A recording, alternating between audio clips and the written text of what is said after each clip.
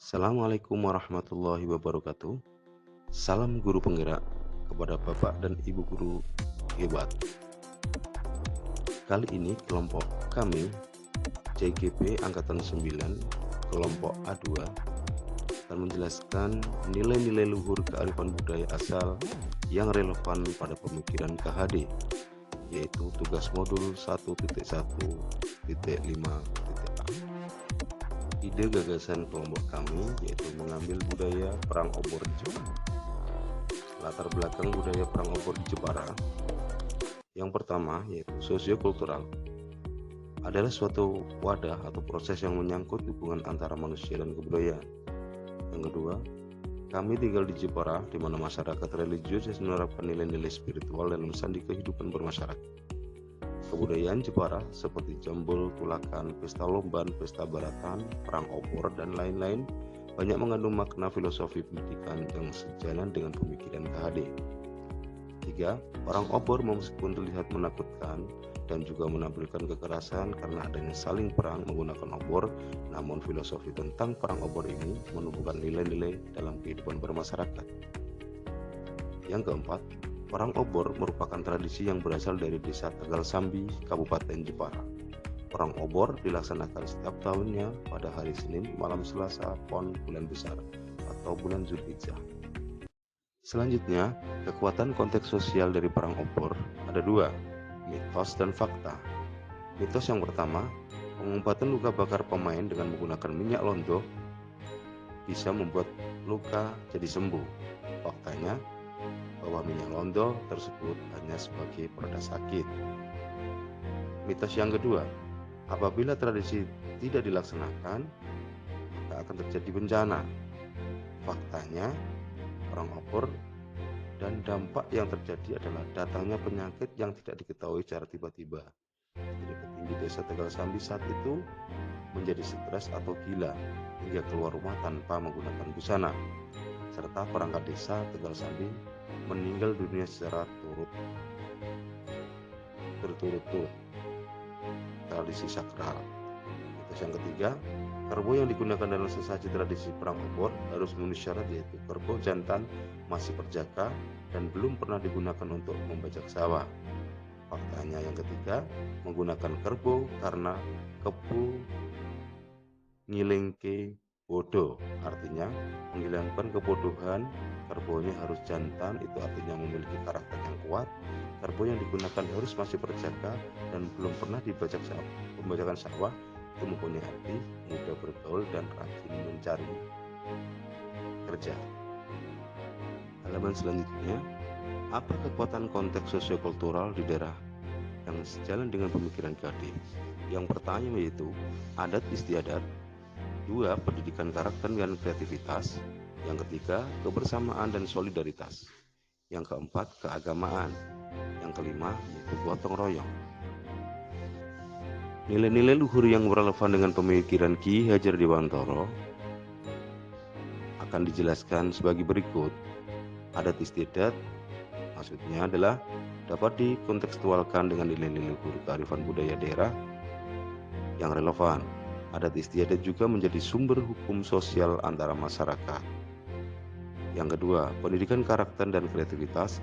Dalam perang obor menumbuhkan karakter siswa yang memiliki rasa nasionalisme dan kecintaan terhadap budaya lokal dan juga dapat meningkatkan kreativitas siswa melalui kegiatan menari yang ada di runtutan acara.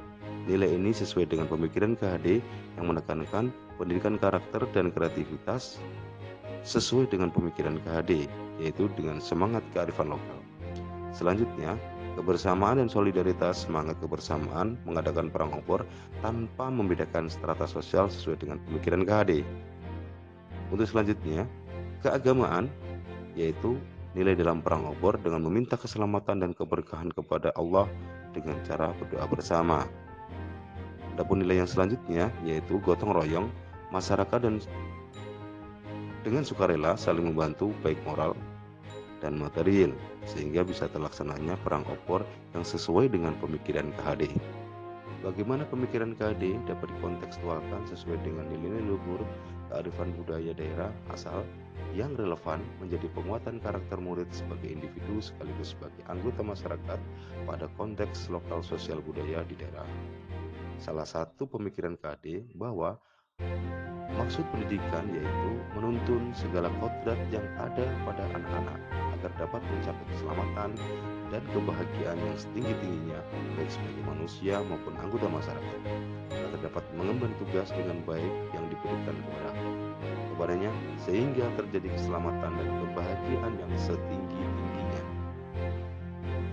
Relevansi antara tradisi perang obor dengan murid sebagai individu sekaligus anggota masyarakat adalah munculnya nilai kerjasama dan gotong royong, munculnya nilai rela berkorban, pribadi yang cinta tradisi, dan menjadi pribadi yang religius. Untuk selanjutnya, sepakati satu kekuatan pemikiran GAD yang menebalkan laku murid di kelas atau sekolah sesuai dengan konteks lokal sosial budaya di daerah Anda yang dapat diterapkan. Relevansinya antara dari tradisi perang obor dengan murid sebagai individu sekaligus anggota masyarakat adalah salah satu kekuatan pemikiran GAD yang menebalkan laku murid di kelas atau sekolah adalah pendidikan yang disesuaikan dengan kodratnya. Murid perlu dituntun dalam belajar, menemukan jati diri dan mengembangkan diri sesuai kodrat zaman di abad 21 tanpa meninggalkan budaya masyarakat Jepara di mana ia tumbuh dan berkembang. Budaya yang dimaksud yang diterapkan di kelas dan sekolah yaitu 1.